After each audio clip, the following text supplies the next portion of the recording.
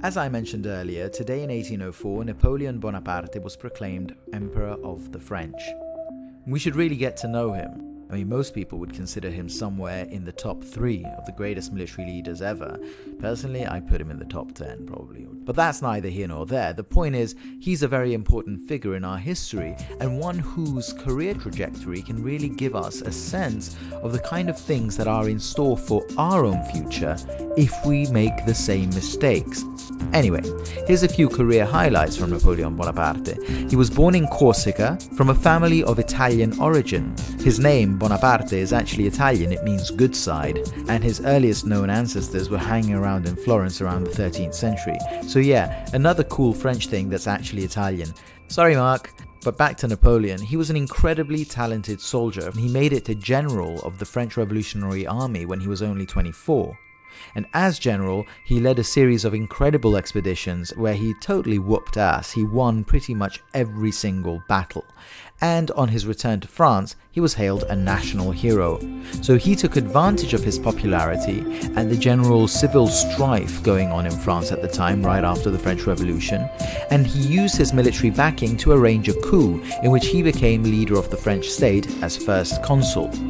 But early on in his leadership, he faced a number of plots and assassination attempts, both from political rivals at home, but also from the royal families of Europe. Because of course, when France and Napoleon exported the French Revolution and democracy around Europe, what happened is that all the old aristocratic families, l'ancien régime, the old regime, basically had to go in exile, and so they hated him. They hated the French Revolution. It was a threat to their way of living that had been entrenched through centuries in Europe. So he tried to put a stop to all these plots by entrenching his own right to power in the constitution. And he did that by getting himself proclaimed Emperor of the French. But note the terminology here. He wasn't actually Emperor of France. He was Emperor of the French. The symbolism is, he's not a king, he doesn't rule over France, the territory. France is still a republic, at least in form. Napoleon is simply leader of the French people, who are equal citizens of what is now an empire. He is first among equals.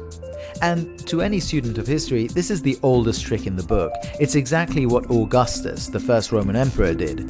He actually never got proclaimed emperor, he just got himself appointed as leader of the state over and over again until his death. Nominally, it was still a republic. He knew that the Romans hated the idea of a king. I mean, the Roman Republic was founded on a revolt against a tyrant, the same as the French when they guillotined Louis XVI, and the same as so many other early republics. So he wasn't going to call himself a king and expose himself to that kind of criticism and hate. He was just going to be primum inter pares, which is Latin from first among equals. And the people of course loved Augustus because his rule ended 50 years of civil war and instability. And that's the same thing for the French under Napoleon. Napoleon gets himself proclaimed emperor by a referendum. He got people to vote, and 99% of the voters chose yes to make him an emperor. See, these guys had lived through the French Revolution and all the chaos and anarchy that ensued.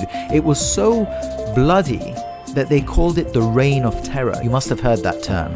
Imagine what it must have been like before Napoleon came along. All these angry, emotional mobs with chips on their shoulder finally given the power to address their grievances, and you'd get all these mock courts and trials and summary executions in the streets. And after all that, you would understand why people would turn to a strong leader to settle things for good, so you could just go out on the street and get about your life without having to worry that what's happening in politics is going to get you killed. And that is something we should consider whenever we feel that urge to give in to our ape instinct, when we feel that anger boil up and that rage and indignation against the person who we feel has wronged us. That instinct to violence is powerful, and it feeds itself and it grows because it always finds new adherents.